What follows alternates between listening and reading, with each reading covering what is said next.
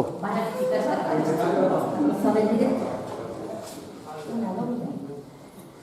a todos, a todas. Bienvenidas a la Casa de la Provincia de la Diputación de Sevilla, donde esta tarde de veroño, aunque ya hace un poquito de rasquita, vamos a presentar el libro de Pura Sánchez, Memorias del Llanto. Memorias del Llanto. Es una actividad que se enmarca dentro de las múltiples actividades que tenemos en el Ateneo Republicano de Andalucía. Hay varios libros que se van a ir presentando en esta semana en relación a la Feria del Libro, que está ya puesta en la Plaza Nueva. Y bueno, y hoy pues nada, agradeceros que paséis este par de horas con nosotras, acompañándonos. Sí, un par de horitas, vamos a estar, ¿no? Vamos. Bueno, pues nada, venga, por esta que me queda, ya me conocéis muchas, soy activista de memoria histórica y bueno, compañera también de luchas varias, ¿no? Donde estamos, en la tarea. Me toca presentar a Pura Sánchez y hablar un poquito, o poco del libro, porque bueno, a lo mejor ya organizamos más para adelante otro encuentro, un club de lectura o algo para hablar del libro, aunque ella también va a hablar, ¿no? Yo voy a dar algunas pinceladas solamente. Bueno, pues paso ya a presentar. Pura Sánchez es natural de Benalúa, de Granada, licenciada en Filología Hispánica por la Universidad de Granada, ha ejercido como profesora de lengua castellana y literatura en, entre otros institutos, el Velázquez de Sevilla. Desde 2005 es investigadora de los mecanismos de control y represión que sufrieron las mujeres durante la dictadura franquista, así como de las estrategias de resistencia y contestación que desarrollaron para hacerle frente. Entre su dilatada carrera y publicaciones tiene en el tema de trabajo colectivo, ha llevado la coordinación del dossier Heroínas Invisibles, Mujeres entre la represión y la resistencia, ha escrito bastantes capítulos en numerosas publicaciones, Individuos de dudosa moral, en Mujeres bajo sospecha, Así en la tierra como en el cielo. Atención me llama mucho la atención el nombre que le pone Pura a las publicaciones y a sus novelas, ¿no? Y a sus libros, ¿no? Es súper llamativo, ¿no? Así la tierra como en el cielo, reflexiones sobre las mujeres en los ritos festivos a propósito de Rocío, en el caso de Rocío, exilio interior femenino y supervivencia durante la dictadura, María Luisa Rendón, una historia paradigmática. Ha escrito también varios artículos, Escribir de emociones desde la emoción, las cartas de los consultorios femeninos, El palomar de las cartas, el consultorio para la mujer de Elena Francis en los 60 y 70, y el prólogo Nosotras también contamos, en Mujeres antifranquistas. En relación a monografía, tienes Individuos de dudosa moral, del que después citaré algo, Mujeres en obra, la construcción interminable de la feminidad, Mujeres náufragas, los consultorios femeninos en la España de los 60 y 70, La luz de la inocencia, testimonio de Enriqueta Trujillo Gallardo. Trabajo literario, bueno, pues podemos leer excelentes Historias sin historia, en ediciones genuinas, Al otro lado de todo, también en la misma ediciones, y Memoria del Llanto, que hoy venimos a presentar. Ha colaborado en Radiópolis en un programa llamado Feminópolis durante 2 años y medio y actualmente en un programa que os lo aconsejo que escuchéis porque es maravilloso, Andalucía, un pueblo con historia, en Radio Andalucía Información, en colaboración con la Fundación Blas Infante.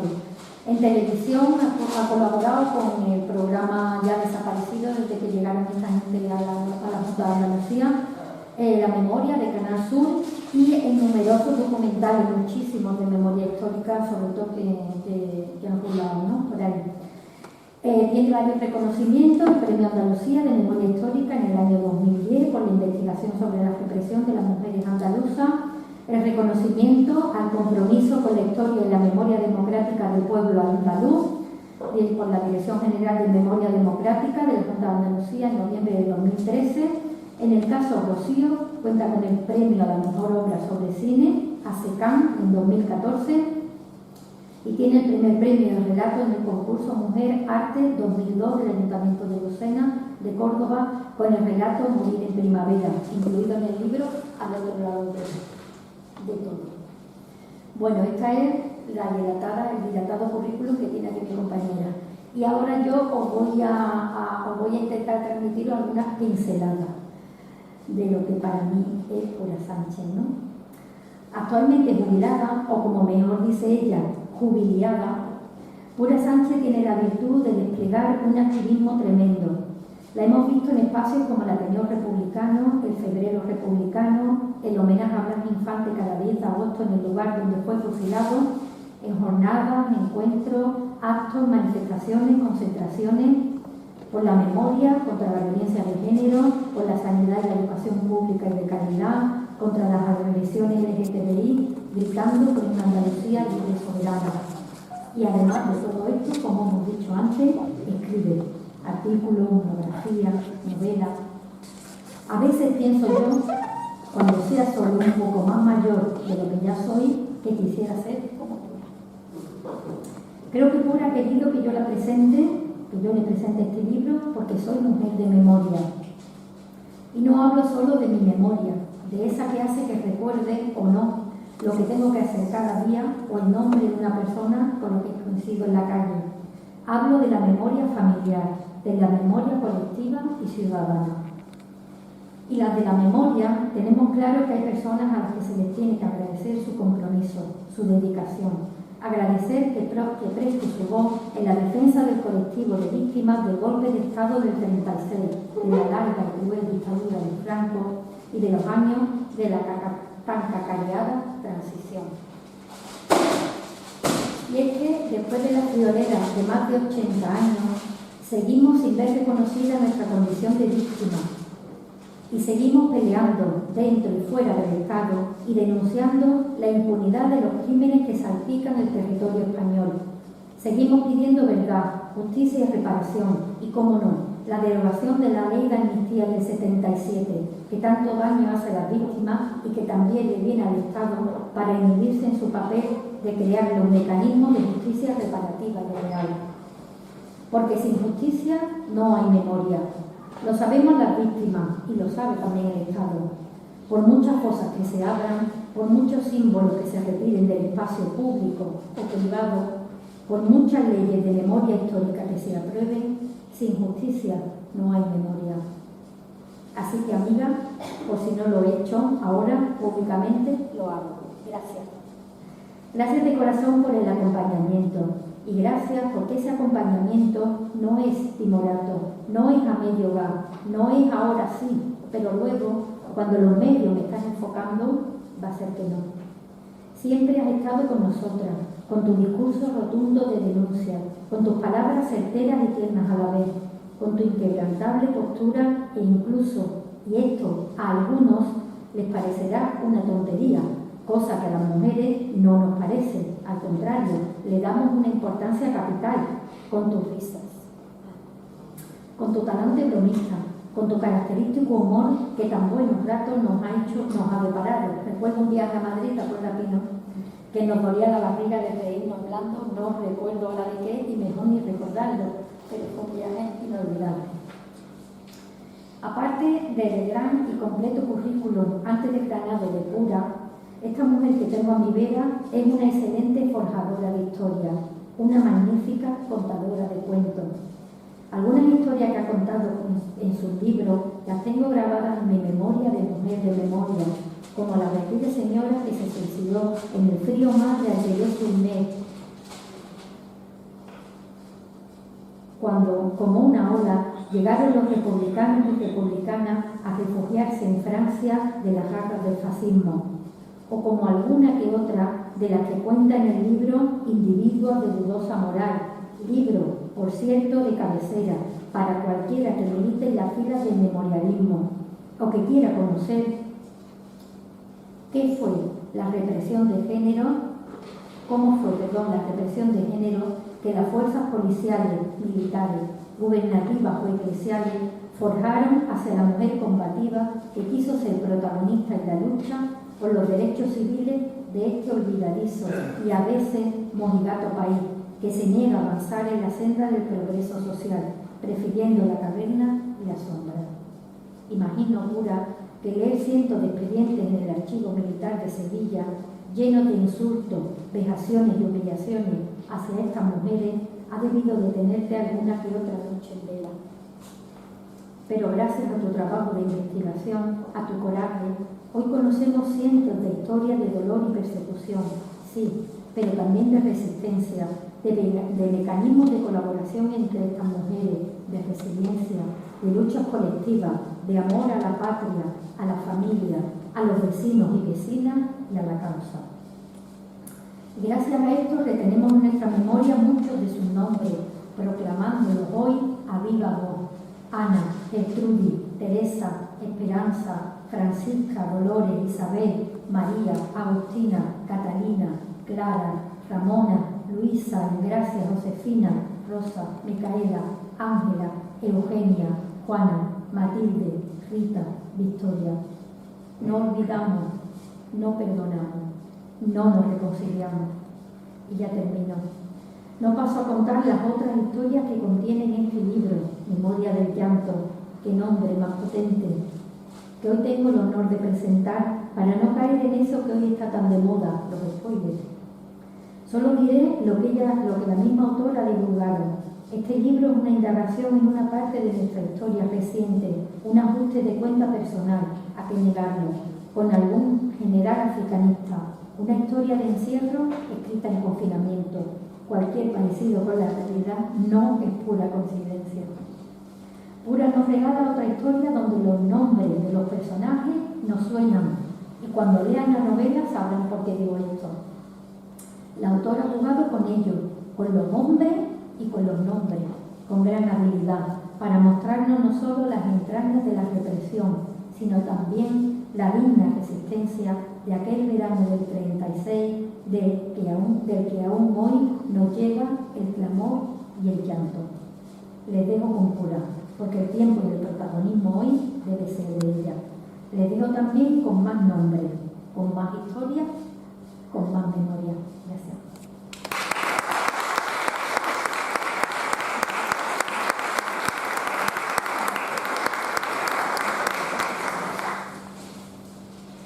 Buenas tardes a todas y a todos. ¿Se oye bien o no estoy haciendo todo? Acércate al micro. ¿Sí? Eso. Bueno, pues decía que buenas tardes, muchas gracias por estar aquí esta tarde acompañándonos. Y ya ven ustedes por qué es estupendo invitar a que la presente a una, porque siempre la hacen mejor de lo que es, sin duda, no me cabe la menor duda. Sí, es verdad que cuando se me ocurrió la idea de presentar esta novela, que es mi primera novela, como saben ustedes soy una joven promesa, pues entonces pensé en Paqui porque tenía que ser ella la que me acompañara esta tarde aquí por todas esas cosas que ella ha dicho y por muchas cosas más, por todo lo que compartimos y por todo lo que hemos vivido desde que nos conocemos, que yo no sé si vas a acordar, pero yo sí. Nos conocemos desde la primavera del año 2009. Sí, señora. Pero en fin, vamos contando todo aquí, claro. Bien, tengo que empezar agradeciendo, porque, bueno, eso es de ser bien nacidos, ¿no? Agradezco en primer lugar a la Casa de la Provincia que nos haya pedido este espacio en el que estamos cómodos, aunque de verdad tengo que reconocer que me impacta un poco ver todas vuestras caras enmascaradas, la verdad. Pero bueno, agradecemos este espacio que ha hecho posible que nos encontremos esta tarde. Agradezco, por supuesto, a la Ateneo Republicano esta especie de feria del libro paralela que hemos organizado, ya que la feria del libro este año parece que había ciertos elementos, por decirlo así de una manera un poco abstracta, que no parecían que tuvieran mucha calidad. Agradezco a Paqui y Matela, como otra vez, sus palabras, su lectura atenta, ella sabe, claro. Y yo pensé que tenía que leerla como una de las primeras personas que lo hicieron. Y su acompañamiento en este acto se lo agradezco profundamente. También le agradezco a mi familia, a Jorge sobre todo, que fue el primer lector de la novela, que me dijo: sigue leyendo que tengo ganas de leer, porque yo no tenía mucha confianza en que aquello fuera algo que pudiera tener interés más allá de lo que me interesaba a mí misma, como una persona que había hecho un trabajo de investigación sobre las mujeres, la represión, etc., y que tenía un ajuste de cuentas con este grupo de generales africanistas que dieron el golpe de Estado. Cuando acabé de hacer el primer trabajo de investigación y seguí investigando, pensaba recurrentemente en aquella frase de la canción de Serrat que decía: entre estos tipos y yo hay algo personal. Bueno, pues justamente eso es lo que yo pensaba recurrentemente, y pensé que mejor que escribir una novela para acabar de ajustar mis propias cuentas personales, ¿no? Y políticas, por supuesto, porque lo personal es político, que duda cabe. Y bueno, quiero también dar las gracias a Ediciones Unidas, que es la editorial independiente que me sigue publicando la literatura que voy escribiendo, y que ha realizado verdaderamente un trabajo magnífico, en mi opinión, de edición, que hace que la obra resulte mucho más inteligible, pues a base de lo que son las artes editoras y de lo que es el trabajo de edición. Y por supuesto agradezco al Gusanito Lector y a sus libreras que esta tarde podamos tener los libros aquí en la mano y cerca, ¿no? Como siempre, muy atenta a los escritores y a las escritoras que escribimos, pero que no somos nada en el mundo editorial y en este panorama editorial tan mediático y tan espectacularizado, por decirlo de alguna manera.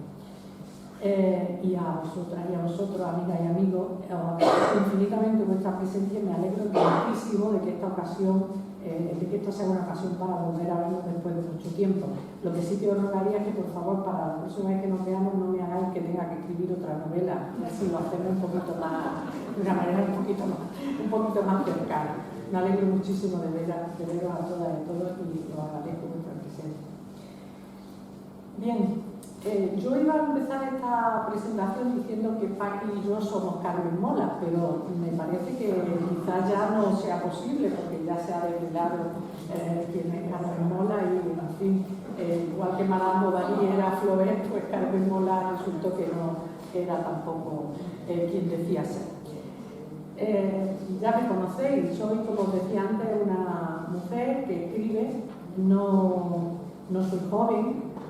No soy una joven promesa, aunque esta sea mi primera novela, y no tenemos interés, las mujeres de edad incierta, no sé si de cierta media edad o de edad incierta, no tenemos demasiado interés para el mundo de la literatura. En la Feria del Libro de este año, el 39% de las firmas son mujeres, frente al 61% de varones, que vale firmas, por supuesto. Pero además he hecho, por curiosidad, una pequeña indagación, y solamente hay 3 mujeres que firman este año en la Feria del Libro que han nacido antes de 1960. Por tanto, no se lleva. Ser como soy yo, no se lleva. Pero bueno, aquí estamos. Hemos escrito una novela y ha habido alguien, de nuevo se lo agradezco a Ediciones Unidas, que ha encontrado que esto puede ser interesante. Que puede ser interesante que mujeres de edad incierta como yo tengamos algo que decir y se le pueda dar. Voy a hablar brevemente del proceso creativo de la novela. Esta novela, las primeras 60 o 70 páginas, la escribí hace aproximadamente 10 años, y la escribí entonces porque cada vez que escribo un trabajo de investigación, yo me vengo de las notas a pie de página escribiendo algo de literatura, porque es lo más pesado del mundo escribir con notas a pie de página. Entonces me apetece siempre escribir de manera un poquito menos, con menos presión en ese sentido, y con menos corsé a la hora de expresarme y a la hora de citar, etc., ¿no?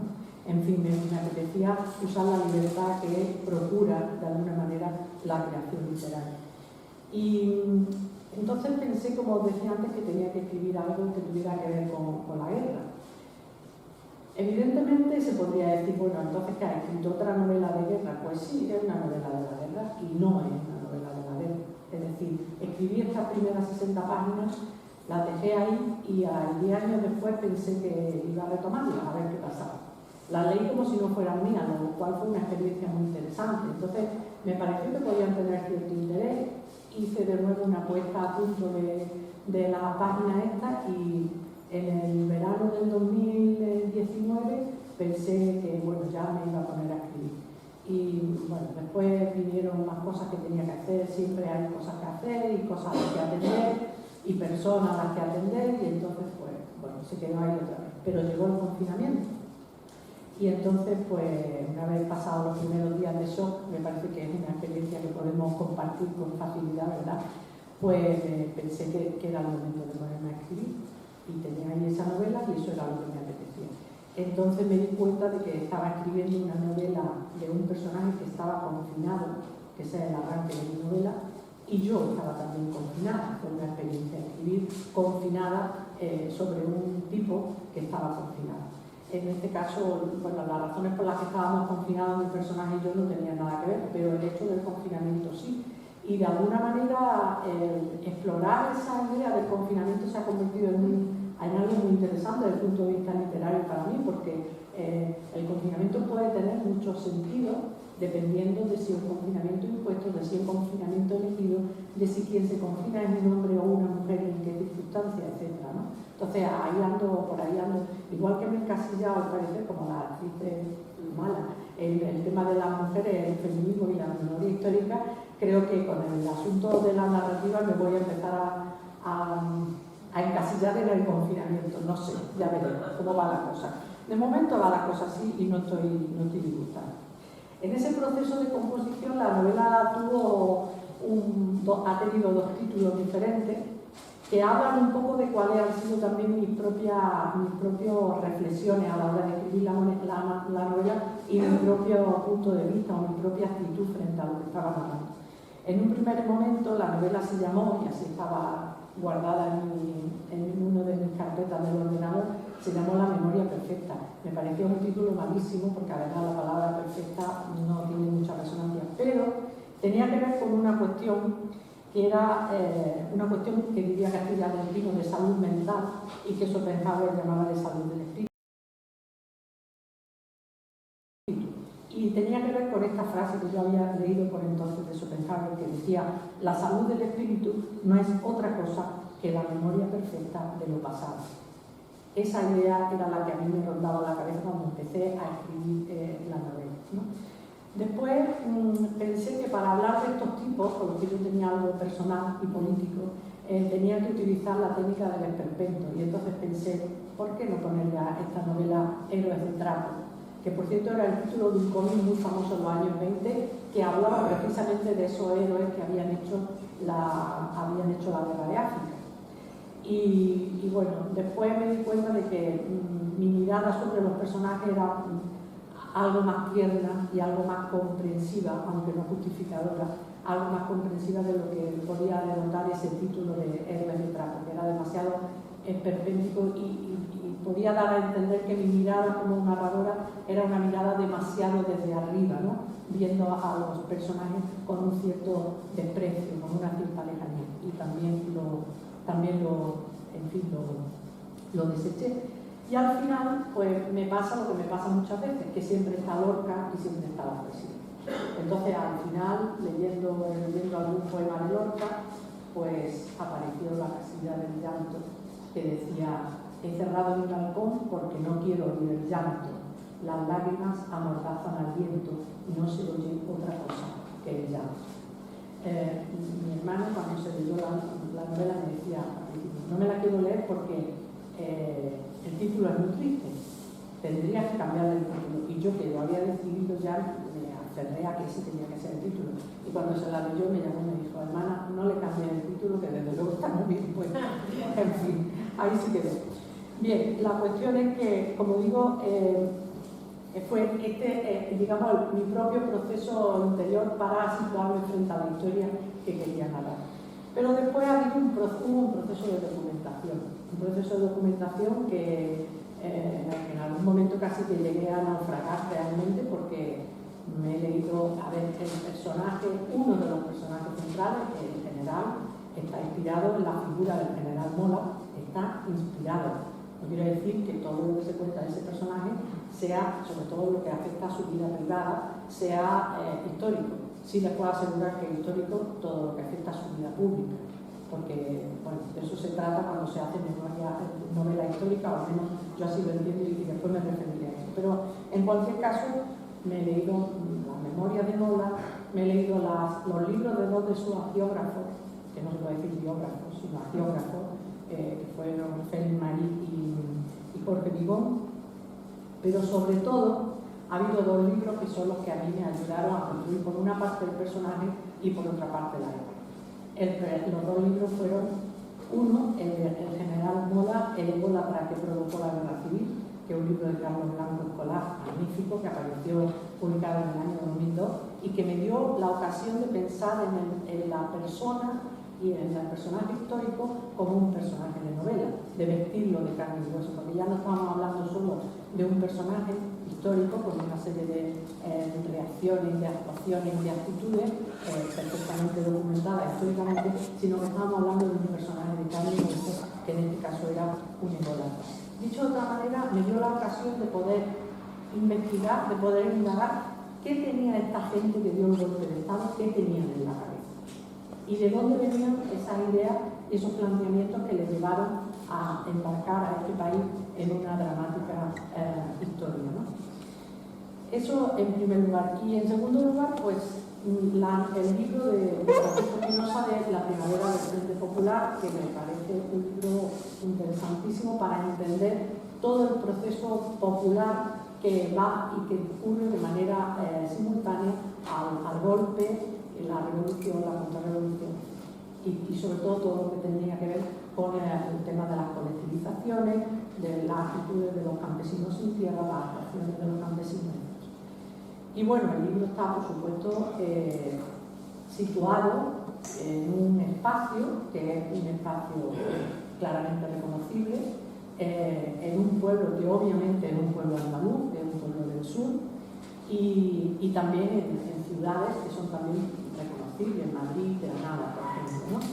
Es verdad que la sombra del poeta de García Lorca en algún momento aparece por algún capítulo de una manera muy sutil y muy lejana, pero no me he podido resistir a hacerlo. Y todo eso estuvo mucho tiempo danzando en mi cabeza, pero como dice Rafael Silve, cuando el libro te cuenta algo a ti misma, entonces cuando te das cuenta de que tienes una novela, cuando resulta que todo eso acaba teniendo sentido y acaba de alguna manera empastándose en una historia en la que lo primero que creo que habría que hacer desaparecer, ya me diré si lo he conseguido o no, es toda la tramoya. Es decir, hay mucha documentación, hay mucha reflexión, pero espero haberla hecho desaparecer convenientemente, porque todo esto que estoy contando, en definitiva, a vosotras y a vosotros, amigas y amigos, creo que no debería ni de importar ni de interesar. Lo interesante es que, y ese es mi objetivo, entre otras cosas, la historia o emociones o intereses y en la medida de lo posible y de lo necesario ayude en general a entender mejor el periodo histórico al que se refiere la obra. La escritura de la novela es bastante sencilla porque tiene dos partes. En la primera parte hay 8 capítulos, la segunda hay 13 capítulos, pero lo que sí es más complicado y en lo que yo como autora me he empeñado más ha sido en manejar el tiempo. Yo pienso, y así se lo decía yo a mi alumnado cuando daba clase, que una novela, si es algo, es sobre todo el tiempo. El tiempo es lo que estructura, igual que estructura la vida de nosotros como seres humanos, pues estructura una novela. Entonces me parecía que el aspecto temporal tenía que ser muy importante. Entonces yo además era consciente de que iba a jugar como con 3 niveles temporales. Estaba el tiempo histórico, que es pues desde que un tiempo en el que se inicia la narración, que es en noviembre del año 33, con el personaje central recluido en su casa, porque el gobierno republicano primero lo encarceló, luego lo condenó por los hechos del famoso de la represión en el momento del final justamente de la monarquía. Mola era director general de seguridad, entonces reprimió una manifestación en la que se mató, se hirieron a enfermos, los tiros entraban por las ventanas del hospital de San Carlos, que es justamente lo que hoy es el Reina Sofía. Eso antiguamente era un hospital. Entonces hirieron a enfermos que estaban acostados en sus camas, pero todo eso a Mola le parecía que era, ¿cómo se dice ahora? Efectos colaterales, ¿cómo se dice ahora? Bueno, pues efectivamente, no lo decía con esas palabras, pero lo justificaba. Y Mola estuvo en arresto domiciliario, primero estuvo en la cárcel y luego en arresto domiciliario. Y en esa situación de arresto domiciliario es cuando él empieza a escribir un memorando tratando de justificar su actuación y sobre todo de que, en fin, le devuelvan su estatus en el escalafón. Y ahí es donde arranca la cosa. Pero claro, ¿cómo hacer que un personaje que está inactivo absolutamente sentado en la mesa de su despacho, montando barquitos y escribiendo una especie de memorando, cómo hacer que eso tenga acción? Bueno, pues que Mola escribía muchísimo, además, y contaba todas sus batallas en la guerra de África. Entonces, luego empieza un tiempo literario en el que se juega con el tiempo histórico, narrando hacia atrás y hacia adelante en función de los recuerdos del propio personaje y del memorando que va redactando. Y luego está el tempo de la novela, es decir, el ritmo que tienen los acontecimientos y cómo se cuenta. En la primera parte es un tempo mucho más lento, menos acelerado en algún momento, donde los hechos se van contando de manera muy reposada, a pesar de que se cuentan hechos de guerra.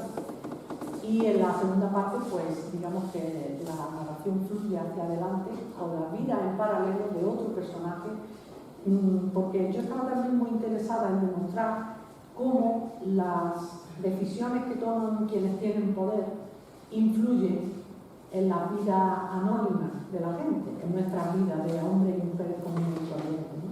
Entonces, eso en una novela se puede hacer precisamente llevando a la par la vida y los acontecimientos vitales de dos personajes, uno que vive la política y toma decisiones, y otro que, digamos, en ese sentido lo que hace es sufrir las decisiones que toman otros, ¿no? Sufrirlas, aunque no siempre de manera, o solo de manera pasiva, sino que también generamos nuestros propios mecanismos de reacción, nuestros propios mecanismos de resistencia. Bien, por todo lo que he dicho hasta ahora, está claro que he escrito una novela histórica. Y quería, si me permitía, hacer una pequeña reflexión sobre la historia y la literatura, que ha sido un maridaje muy fructífero, en mi opinión, y sobre la situación actual, digamos, que vivimos sobre el tema de la novela histórica y la historia de la literatura. Es verdad que escribir novela histórica la novela histórica no es un género nuevo.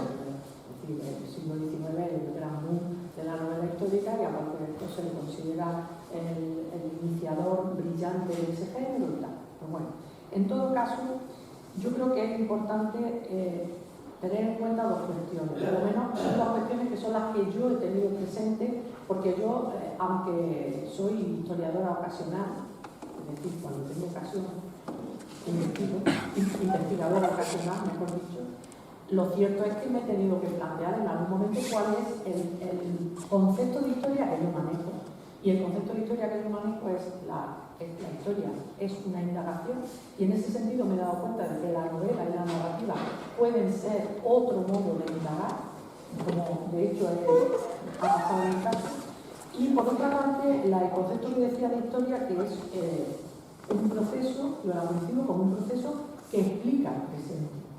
Y en ese sentido es en el que nos encontramos algunos historiadores, y en ese sentido habría que plantearse la cuestión para entender la batalla que hay actualmente, y hablo de batalla claramente, por ese territorio que hemos dado en llamar la memoria histórica. Una auténtica batalla de carácter político y de carácter social. Entonces, yo no quiero rememorar el pasado por el gusto de recordar. Yo no quiero usar la historia y el contexto histórico como un mero decorado en el que suceden las cosas. Porque cuando esto sucede, el efecto es que se escriben lo que yo llamo novelas de capa y espada. Es decir, da igual que tú escribas una novela sobre la batalla del Ebro, una novela sobre los submarinistas italianos en Gibraltar en la Segunda Guerra Mundial, o una novela sobre los tercios de Flandes y el capitán Alatriste. Siempre es la misma novela, porque lo que hay detrás de esa novela es un decorado histórico, pero no es las novelas estas no son un proceso de indagación en la historia. Claro, yo no estoy hablando de historia, no estoy hablando de literatura. Yo no voy a hacer aquí ahora una valoración de ese tipo de novelas que se llaman históricas. A mí lo que me molesta y lo que me indigna a veces leyendo algunas de estas novelas no es que sean novelas, es que se adjetiven como históricas. Precisamente porque además estamos hablando de una época histórica en la que hay una batalla por dominar el discurso sobre la memoria histórica y por dominar incluso el relato histórico, lo cual es más grave. Y como hay aquí muchas personas que pertenecéis, militáis y sois comprometidas, estáis comprometidas con la memoria histórica, sabéis a lo que me refiero. Claro, tampoco se puede decir, en mi opinión, que a escribir novela histórica sea uno se salva o se puede salvar cuando dice he escrito una novela de no ficción. A ver, esto en primer lugar podría parecer una mitad pero que la novela de no ficción ya la inventó Truman Capote, o sea, en los años 50, o sea que tampoco es que esto sea como una especie de novedad estupenda.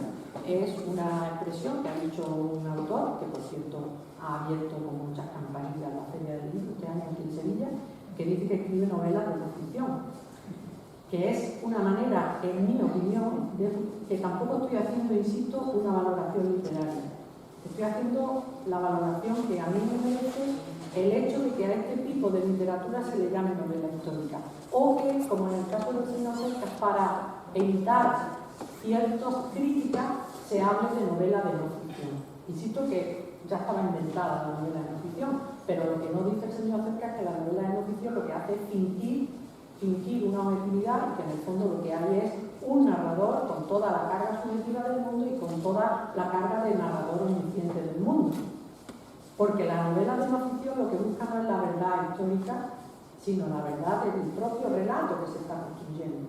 Que eso desde el punto de vista histórico puede ser algo muy complicado, teniendo en cuenta de nuevo de qué hablamos. Porque no estamos hablando, es decir, hablar de los tercios de Flandes en determinado sentido también tiene consecuencias, y no hacerlo en otro, con la imperofobia o lo contrario, etc. Todo puede tener consecuencias, pero hablar en concreto de este tipo de narrativa en este contexto histórico de la España de la guerra civil, de la España de la posguerra, es cuanto menos irresponsable. A mí me lo parece. ¿Y por qué pienso que es irresponsable? Pues porque se está intentando eludir algo que a los historiadores les está costando mucho trabajo y a cierta gente que intentamos ser honrados intelectualmente también, y es el compromiso. A mí me parece que estamos en una época en la que lo que se lleva es fluir y flotar, como los corchos, y no comprometerse, porque cuanto más fluya y más flote y menos se comprometa, más vendes. Pero da la puñetera casualidad de que hay gente que, afortunadamente, pero también que es una ventaja, no dependemos de una novela para sobrevivir. Hay otra gente que quizá no se lo pueda permitir, pero en fin, si nos lo podemos permitir, yo creo que la ética está por encima. Es decir, no vale cualquier cosa, en mi opinión, para vender, no vale cualquier cosa, porque no vale hacer una valoración moral de los personajes que salve su valoración política, que es lo que de alguna manera viene a hacer Cercas, como dice Francisco Espinosa, cosa que comparto completamente, que es hay determinados personajes que se equivocaron políticamente, pero moralmente los salvaron. Pues yo a mis personajes, primero, no creo que fueran unos equivocados políticamente, y segundo, moralmente no los salvo, porque no son salvables ni son justificables, sencillamente. Bueno, en todo caso, lo que quería decir, voy a ir terminando, porque aquí han dicho que vamos a tardar 2 horas, de verdad que yo creo, y además me gustaría muchísimo que pudiéramos hablar, si tenéis ganas y os apetece, de algunas cuestiones, me vais preguntando. Bueno, como decía, el relativismo moral y el justificar las cosas en términos de equivocación o en términos de equidistancia me parece que es peligroso, porque llevamos muchos años tratando de hacer un relato que no sea el relato de los vencedores, que era un relato manipulador y un relato manipulado. En ese sentido, quiero aclarar también que aunque el libro se llama Memoria del llanto, no es un libro de memoria, por supuesto que no lo es, sino que es un libro de ni es tampoco un libro de autoficción ni un libro de oposición. Es verdad que los personajes hablan por sí mismos, sencillamente porque a mí desde el punto de vista literario me parece mucho más interesante que los personajes tengan su propia voz. Es verdad que hay un narrador omnisciente detrás del cual vaya a poder, en alguna ocasión, no siempre, pero me vaya a poder reconocer tranquilamente, no tengo ningún problema, pero eso no es egoficción, ni es autoficción. Yo no estoy fingiendo que hago una memoria. Es más, el único personaje que escribe su memoria es el general, el personaje del general, que por cierto en la realidad escribió su propia memoria, supongo que porque no se fiaba de cómo los demás pudiéramos hablar de él, y entonces decidió hablar él de sí mismo, y así lo tenía claro. Y también os decía que es curioso porque estas memorias del general sirven dentro de la novela precisamente para desmontar uno de los elementos que históricamente a mí me parecen en ese periodo de tiempo que acaba, la novela obviamente acaba, y no descubro el final, si digo que el general Mola se estrelló en un avión, ¿no? Quiero decir, eso estaba cantado. Pero cuando en junio del año 37 Mola se estrella en un avión y tal, en ese periodo y en el periodo anterior a la guerra y durante toda la República, hubo un intento muy documentado a estas alturas por parte de un grupo de militares dentro del ejército de conspirar, con una conspiración casi continua, con más o menos elementos, con más o menos fortuna o con más o menos planificación, pero aún. Y esto es algo que se queda claro en la novela precisamente contrastando los propios escritos del general Mola y de sus biógrafos. O sea, que ahí yo no me he inventado nada. No me he inventado nada, porque otra de las cosas que he aprendido a base de ser una lectora un poco por razones profesionales, por razones personales de novela, porque yo soy básicamente lectora de novela, otra de las cosas que he aprendido es que a veces cuando se escribe una historia de ficción no hay que empeñarse tanto en inventar grandes cosas, porque a veces la realidad con frecuencia supera a la ficción. De manera que ahí os vais a encontrar algún episodio que vais a decir, bueno, a pura aquí se la lleva un poco la olla o incluso la mano, y son episodios especialmente dramáticos. Bueno, cuanto más dramáticos os parezcan, os aseguro que más reales son. Os puedo asegurar que eso es así. Y bueno, en todo caso, lo que os estaba diciendo es que estas memorias de este hombre sirven para que es la única parte de autoficción que hay en el libro y que van estrechamente unidas a lo que escribió en realidad el general Mola. Estas memorias sirven justamente para tratar de aclarar históricamente esta cuestión y desmontar, por otra parte, ese viejo tópico de los vencedores de que la República fue la que provocó la guerra civil. La guerra civil y la conspiración y el golpe de Estado y el alzarse en armas contra la legalidad legítimamente constituida estaba en la cabeza de los generales africanistas desde hacía muchísimo tiempo. Porque esta gente tenía claro que podía emplear las armas contra su propio pueblo, porque cuando las cosas se ponían de determinada manera, el orden tenía que imperar, y si para ello había que arrancar de las entrañas del propio pueblo aquello que era pretencioso, pues se hacía. Estos eran los pensamientos de esta gente, aparte de todos los delirios del judeo-masónico y todas estas historias que bueno, cabe efectivamente calificarlas simplemente de delirio, ¿no? En definitiva, lo que quería decir es que he intentado modestamente, utilizando como instrumento la narrativa, develar estas manipulaciones, estas tergiversaciones y estas justificaciones que encierra el relato de los vencedores, ese del que se nutrió la historiografía durante el franquismo y ese cuya sombra todavía hoy yo creo que está envenenando nuestro presente. Y al hilo de esta última frase me he acordado de un verso de Ternura, el poeta sevillano muerto en el exilio, como tanto otro, que es un poema de Carrador que se llama Un español habla de su tierra, y dice: ellos, los vencedores, caínes sempiternos de todo me arrancaron, me dejan el destierro. Contigo solo estaba, en ti sola creyendo, pensar tu nombre ahora, y se refiere a España, envenena mis sueños. Un día, tú ya libre de la mentira de ellos, me buscarás. Y nos lanza esta tremenda pregunta. Entonces, ¿qué ha de decir mi muerto? Muchas gracias.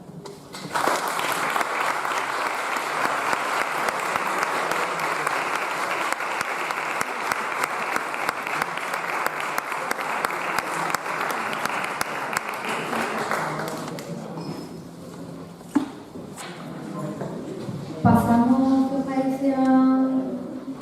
Tomo la palabra si hay alguien, tercero, que quiera comentar algo, preguntarle algo a Pura, del libro, de su anterior obra, escrito, artículo, en fin, que queráis. Lo que pasa es que ya nos conocemos demasiado. Bueno, alguien que sabe un poco más, ¿no?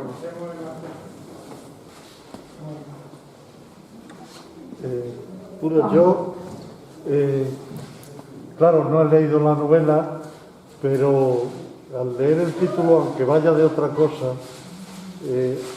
a mí se me viene a la cabeza contraponer pues todas esas declaraciones bárbaras de gente como Queipo, el propio Mola, los planes terribles de Mola, con lo que luego va a suceder y el llanto y el sufrimiento de las mujeres, cuántos familiares pierden, y ellas que se quedan, las que se quedan, lo que tienen que aguantar, lo que tienen que callar. Esa contraposición entre unos y otras es terrible. Pues efectivamente es que por eso de alguna manera acabó imponiéndose el título, porque al lado de estos dos personajes masculinos, a los que yo he evitado llamar protagonistas, no sé si se me habrá escapado, pero no quería llamarlos protagonistas en el sentido, a ver, tienen un papel protagónico, pero estos dos personajes masculinos están inmersos en un universo femenino que es el que los sostiene, el que, bueno, con el que tienen una relación a veces problemática, evidentemente, y verdaderamente me di cuenta cuando llevaba ya tiempo escrito que las mujeres que aparecían ahí tenían mujeres que algún personaje de ellos está inspirado en mi propia bisabuela, o sea que tampoco que no he inventado tanto en el sentido de que, como decía antes, la realidad a veces puede superar largamente a la ficción, ¿no? Pero efectivamente hay ese universo femenino de mujeres que resisten, que apoyan, que cuidan y que a veces lo que les toca es llorar, sacar adelante a los hijos, afrontar la soledad, afrontar la represión, por supuesto, y servir de puntal a la vida de los hombres, ¿no? Que llevan esa vida de meterse en la defensa, irse a la guerra, defender sus ideas, aunque a ellos les costara la vida, etc., ¿no? Entonces, creo que las mujeres están así representadas en la novela y por eso al final el llanto es el llanto de las mujeres, aunque los hombres también lloran con algunos, algunos sí lloran, claro. Sí. Carlos. No, Carlos y después a qué señor. Yo siempre he tenido muy claro que para comprender el presente es necesario conocer el pasado.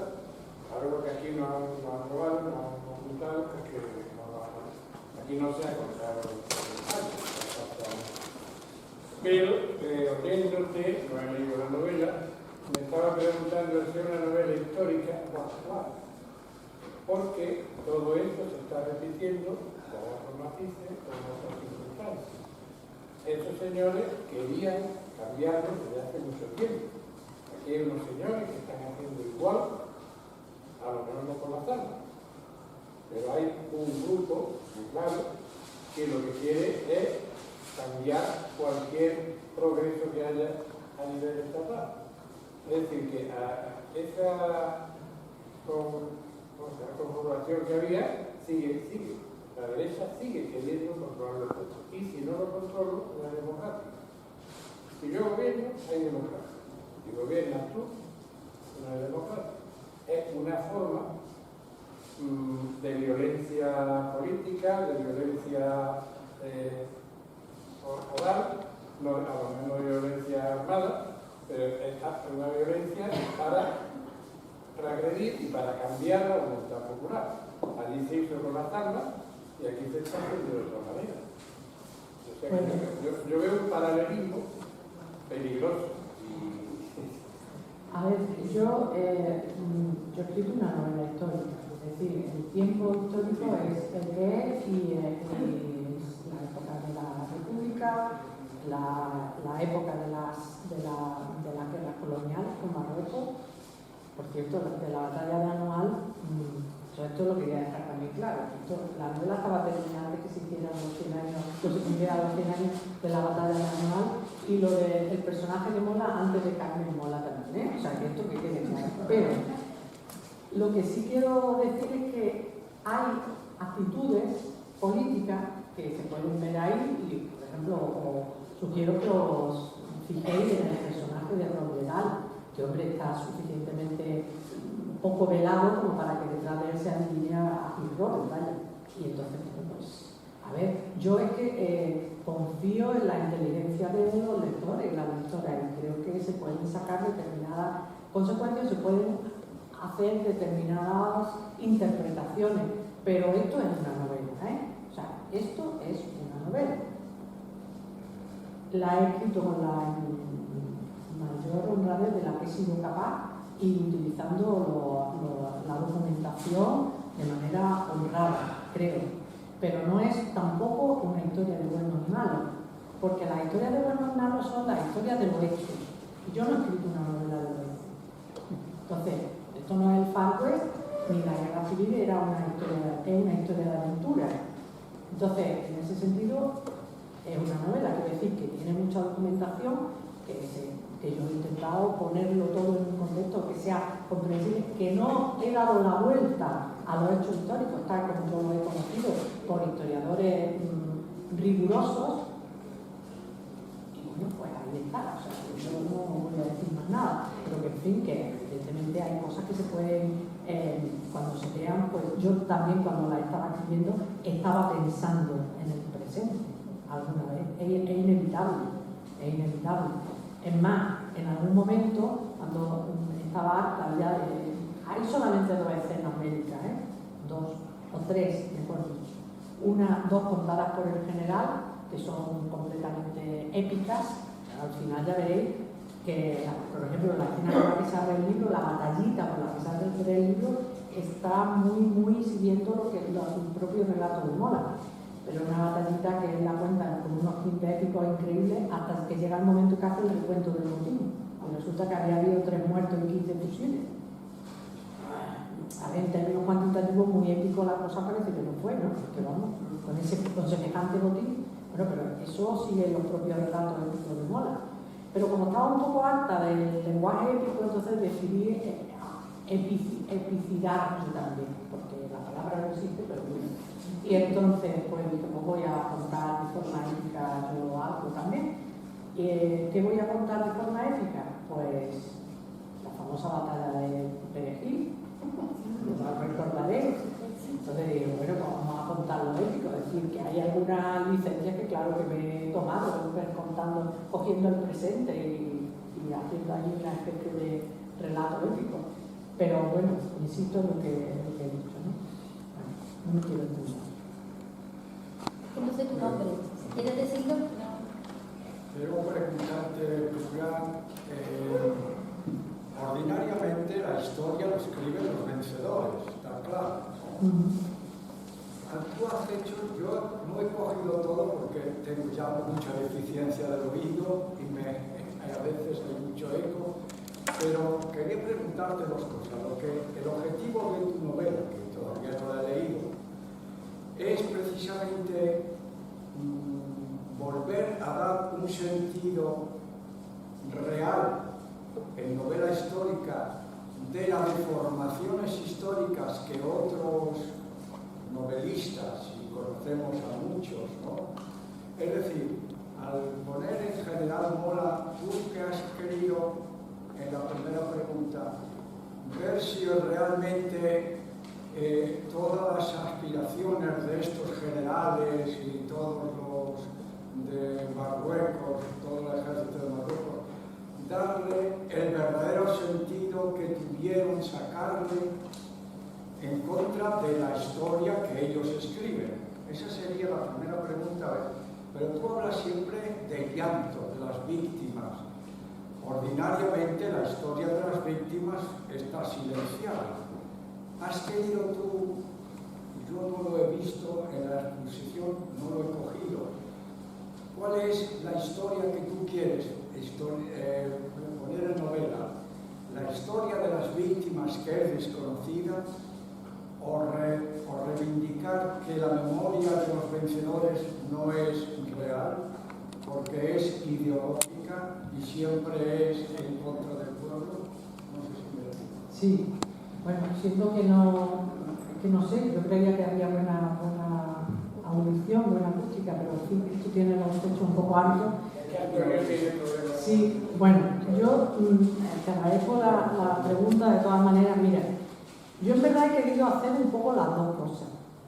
Yo he hecho ya mi propio proceso en ese sentido, porque cuando yo empecé a leer historia del tiempo presente y empecé a leer historia de España, de la España del siglo XX, de la España contemporánea y sobre todo de la época de la República y de la Guerra Civil, yo pasé un proceso en el que tuve que situarme ideológicamente y en el que tuve que situarme frente al concepto de historia que yo quería manejar. Y yo, cuando hablo en mis libros de historia y en mis investigaciones, hablo de la historia del tiempo presente. Eso creo que sí que lo he explicitado. Eso quiere decir básicamente que la historia la entiendo como un proceso, como que la historia de fecha, la historia de personajes, para mí hace mucho tiempo que no tienen sentido, para mí, para muchos historiadores, y se habla de procesos. Aróstegui hablaba de la historia del tiempo presente, Fontana habla de los procesos, etc. Es decir, hay un modo de entender la historia que es de alguna manera en el que yo me sitúo a la hora de hacer mis trabajos de investigación y en el que me he situado a la hora de escribir la novela. Entonces, situarse en ese concepto de historia ya de alguna manera define también los objetivos, porque los objetivos, entre otras cosas, son ayudar a la comprensión del tiempo presente, pero el tiempo presente en un sentido más dilatado, el tiempo que nos afecta y que nos atraviesa aquí y ahora todos los que estamos. Entonces no es un mero ejercicio de recuerdo o de relato de los hechos, porque claro, aquí lo que pasa es que con la historia de los vencedores, escrita por los vencedores, hemos tenido que hacer primero una especie de relato de los hechos, tratar de poner en claro qué pasó primero, para luego después tratar de explicar por qué pasó lo que pasó. Que esto ha sido como un trabajo de titanes. Por eso yo entiendo a algunos historiadores cuando se quejan mucho y se enfadan y se indignan, porque de alguna manera este tipo de novelas pseudohistóricas están deshaciendo o pueden deshacer un trabajo de hormiguita, porque además van destinadas a personas o a un público amplio que no tiene, es decir, que tiene también ese pensamiento fluido, ese pensamiento no claro sobre las cuestiones y que acaba creyendo, como me decía ayer hablando con Jorge, es que ha habido un momento en que en este país la historia nos la han contado los libros de texto del franquismo y Hollywood. Entonces, bueno, lo raro es que un poco nos pasa para lo que hemos aprendido en términos históricos. Entonces, tú me preguntabas en concreto, ¿tú qué pretendes? Bueno, pues yo pretendo ayudar a la comprensión de ese tiempo presente. Porque yo crea que está todavía poco investigado, no, hay magnífica historia, toda la historiografía de Manuel Viñas, toda la historiografía de Francisco Espinosa, de Josep Fontana, de Julio Aróstegui, de un montón de historiadores e historiadoras que en términos muy locales algunas veces están haciendo un esfuerzo ímprobo por poner negro sobre blanco lo que pasó en cada sitio, por derribar los mitos, por derribar las mentiras, las manipulaciones. Entonces, hay mucha gente que está trabajando en esto. Lo que pasa es que a mí me parecía que la novela puede ser otro modo de indagar en ese presente, que además puede llegar también a otro público. Porque mirad, muchos de los que estáis aquí hoy, por no decir todos y muchas, os habéis leído libros de historia y habéis leído libros estupendos de historia de la guerra civil. Entonces, no es que os vaya yo a descubrir nada nuevo, pero es una manera de acercarse y también a lo mejor de llegar a otro público. Yo pienso muchas veces, ni alumnos ni alumnas de segundo de bachillerato. Pues supongo que esta es una manera que no es que haya que facilitar tanto las cosas, pero es otra manera de indagar. Entonces, si a mí me decía esta tarde aquí, es que resulta que he estado leyéndome cosas y he ido a internet a mirar, bueno, es lo mejor que se me puede decir, porque por una parte estoy despertando un interés histórico por ese tiempo y por otra parte, cuando se va a internet o se va a un libro de historia y se mira, se da una cuenta de que yo no he mentido, ni he tergiversado. Entonces, a mí eso es lo mejor que se me puede decir. Y luego, por otra parte, el general Mola es uno de los generales africanistas. A mí me interesaba el general Mola el hecho de que el tipo era un ególatra. No tienen ustedes más que ver las fotos de él, ¿no? Con ese gesto adulto que tiene de escorzo mirando. En fin, es un tipo que desde el punto de vista narrativo era interesante. Pero hay muchos otros elementos que pueden encajar en cualquier general africanista. Es decir, a Franco me apetecía menos porque me apetecía menos, sencillamente. Pero también aparece por ahí. Me apetecían menos otros generales. Entonces, es que el general Mola, además, fue el director de la conspiración, se hacía llamar el director. Y además, leyendo a su biógrafo, descubrí por qué se hacía llamar el director.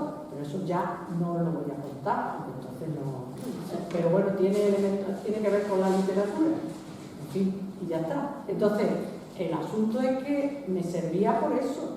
Pero insisto en que hay elementos de carácter histórico de su vida pública que son absolutamente fieles a la realidad que él cuenta, porque es que la cuenta él, pero hay otros elementos, por supuesto, yo he inventado, o sea, yo escribía con una foto de Mola aquí y una foto de la mujer de Mola al lado. Y entonces yo me inspiraba mirándolo, porque yo quería mirarlo a los ojos y decir qué hay detrás de esto. ¿Qué tenía esta gente en la cabeza? Esta era la pregunta. Para haber embarcado a todo un país en un baño de sangre y que 80 años después su heredero sociológico le siga pareciendo normal. Entonces, esto que se entienda que es una pregunta que exige explicación, nunca justificación, por supuesto. Hasta el altura creo que la cosa queda clara. En fin, no sé si he contestado a tu pregunta, espero que sí.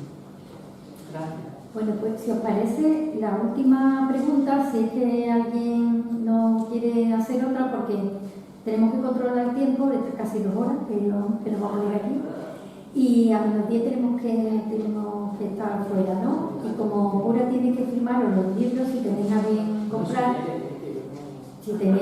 comprar, y si queréis que lo firme la autora, pues por controlar el tiempo y no voy a agobiar tampoco. Si os parece, tú y alguien quiere hacer alguna pregunta más y cerramos. Vale, pues. No, tranquila, hay tiempo, ¿no? Pero sobre todo, me alegro que haya escrito ¿Una novela?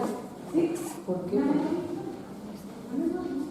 libro que yo creo que sobre todo a la gente joven que le puede dar un punto.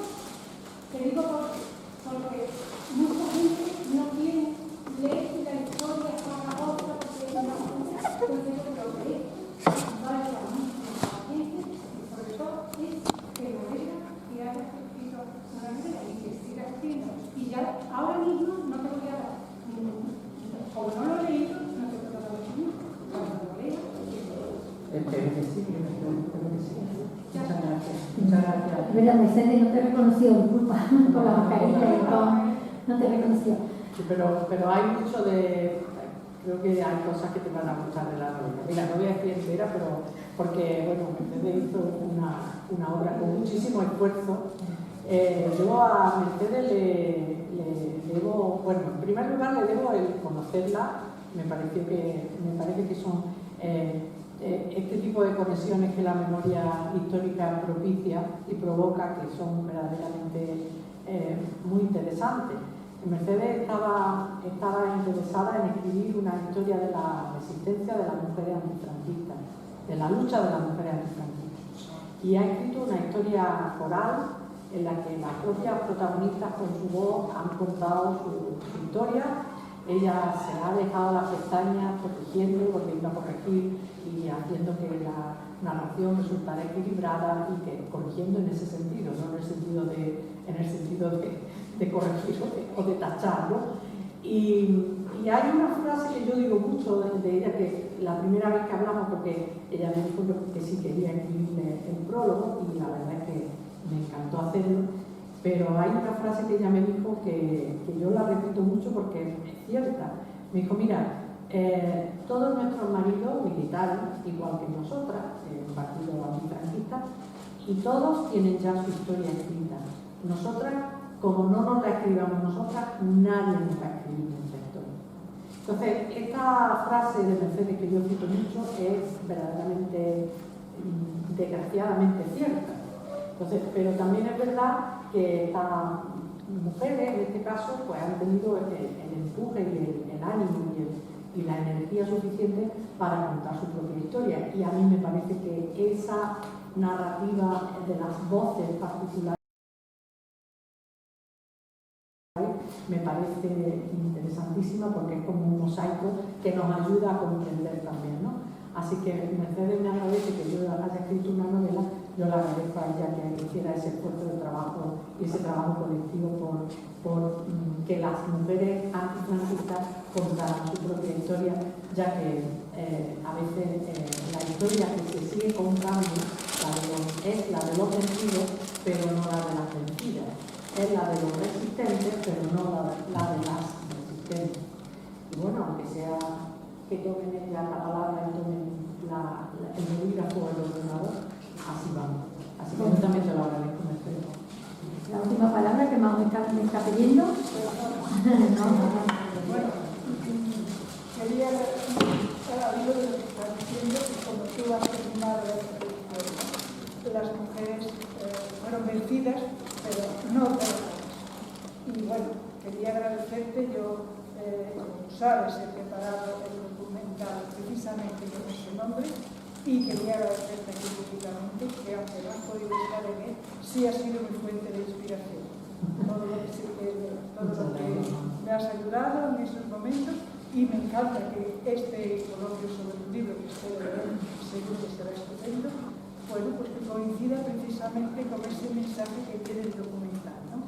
Que las mujeres que han luchado contra el franquismo, pues quizás no han tenido su reconocimiento y es hora de que lo pongamos en valor. Yo creo que tendría que agradecer este acto de fe que nuevamente habéis tenido conmigo, no un auto de fe, un acto de fe, que es venir aquí pensando que tenía algunas cosas interesantes que decir y que, en fin, la he escrito. Juro que el libro, cuando yo lo escribí, no era tan gordo. Lo que pasa es que, porque a mí estas historias así tan largas me bloqueo algunas veces de que sean. Pero bueno, tiene buena letra y tiene, en fin, se lee un poco bien. Pero que yo no la he escrito tan gorda, también lo digo. Pero bueno, muchas gracias. Estoy encantada de haber podido verlo y de encontrarme. Muchas gracias, Pablo. Bueno, vamos cerrando.